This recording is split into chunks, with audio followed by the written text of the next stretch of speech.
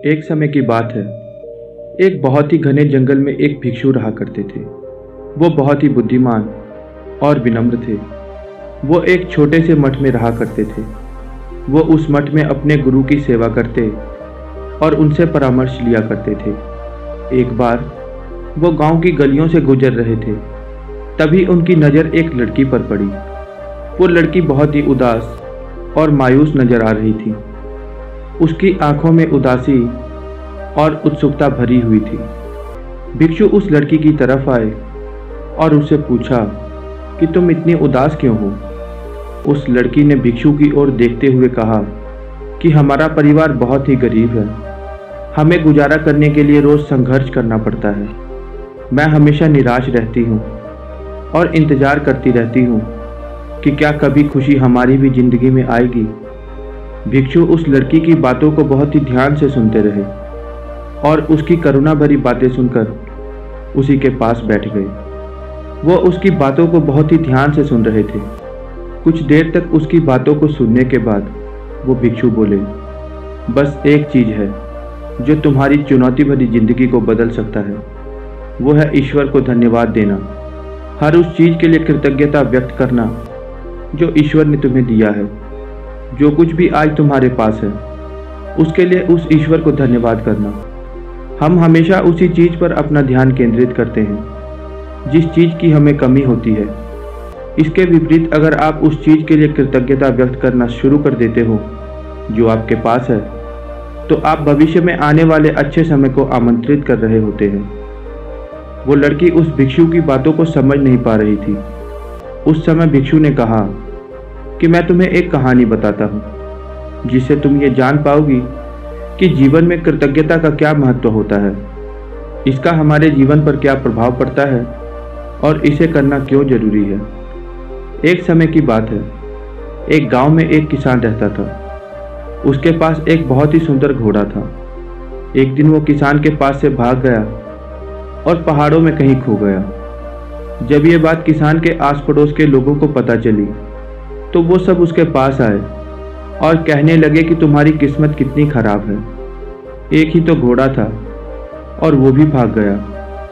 किसान सबकी बातों को सुनता रहा और बोला, कोई बात नहीं, इसके लिए ईश्वर का धन्यवाद है। कुछ ही दिनों बाद वो घोड़ा जंगली घोड़ों के एक समूह को अपने साथ लेकर उस किसान के पास आ गया। जब गांव वालों ने ये देखा तो वो सब फिर से उस किसान के पास गए और बोले, आप कितने भाग्यशाली हैं। किसान मुस्कुराया और बोला, इन सब के लिए ईश्वर का धन्यवाद है। ऐसे ही एक दिन किसान का बेटा घोड़े से गिर गया और उसकी टांग टूट गई। पड़ोसी फिर से उसके घर गए और सहानुभूति देते हुए बोले, कितना बुरा हुआ। किसान फिर से मुस्कुराते हुए बोला, इस सब के लिए ईश्वर का बहुत धन्यवाद है। कुछ दिनों बाद उस राज्य में युद्ध शुरू हो गया। सम्राट का आदेश था कि राज्य के सभी सक्षम युवा को जो युद्ध में नहीं जाना चाहते हैं उनको बलपूर्वक लाया जाए। सम्राट की सेना गांव में जाती है। किसान का बेटा जिसकी टांग टूटी होती है उसको सेना में नहीं लिया जाता। पड़ोसी ये सब देखकर फिर से उस किसान के पास गए और उसकी अच्छी किस्मत की सराहना करने लगे। किसान ने कहा, इस सब के लिए ईश्वर का धन्यवाद है। भिक्षु की इस कहानी को सुनकर उस लड़की के चेहरे पर मुस्कान आ गई। उसके अंदर समझ की चिंगारी सुलग उठी थी। उसने भिक्षु की उस कहानी पर विचार किया और समझ गई कि जो दुर्भाग्य प्रतीत होता है असल में वो छुपा हुआ आशीर्वाद हो सकता है।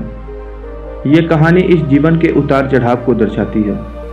दोस्तों, कृतज्ञता पैदा करने से हम जीवन से परे देखने और जीवन के सहज ज्ञान को अपनाने की अनुमति मिलती है। हर क्षण में कृतज्ञता जाहिर करो, चाहे वो सूरज की गर्मी हो या किसी अनजान व्यक्ति की दयालुता हो। भिक्षु की बात सुनकर उस लड़की की आंखें नम हो गई। उसने कहा कि अब मैं अपने जीवन में कृतज्ञता की तलाश शुरू कर दूंगी।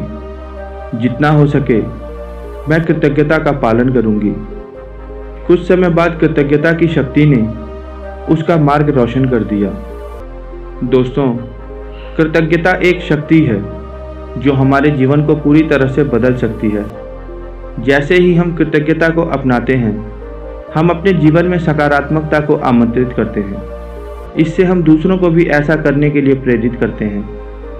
दोस्तों, जीवन में चाहे परिस्थितियाँ कैसी भी विषम क्यों ना हो, कृतज्ञता में हमारी धारणाओं और हमारी आत्माओं को ऊपर उठाने की शक्ति है। अपने जीवन की हर खुशी, हर पल के लिए कृतज्ञता जाहिर करें। दोस्तों, आपने यहाँ तक साथ दिया, उसके लिए आपका बहुत बहुत धन्यवाद। तो मिलते हैं आगे ऐसी ही किसी ज्ञानवर्धक कहानी में। तब तक के लिए अपना ध्यान रखें। धन्यवाद।